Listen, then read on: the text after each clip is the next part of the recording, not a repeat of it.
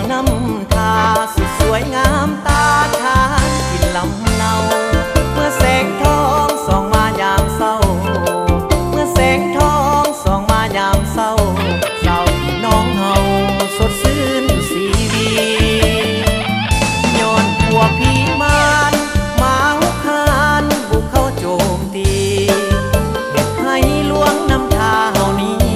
บ่เคยได้มีความสุขสำราญกลางหรือว่ามือเว้นสุดที่ลำเค็นบ่มีมือขาดทั้งพื้นดินและทางอากาศทั้งพื้นดินและทางอากาศสุดแสนอนาถจุดเราเขาพาภาษาสลาวโหมกันเข้าต่อสู้ต้านยัน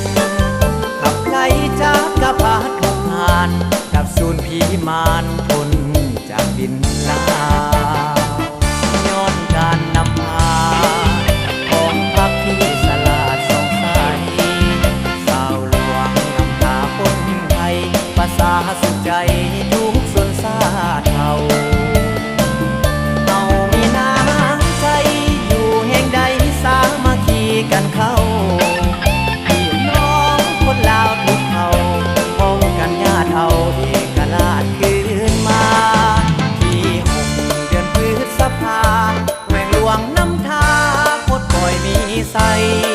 ปี1962คนภัยปี1962คนภัยมีชีวิตใหม่สดใสสีวาอยู่แห่งหนใดสุขซื่นใจในการสร้างสรรค์ร่วมแห่งของกันพัฒนาแหวงหลวงน้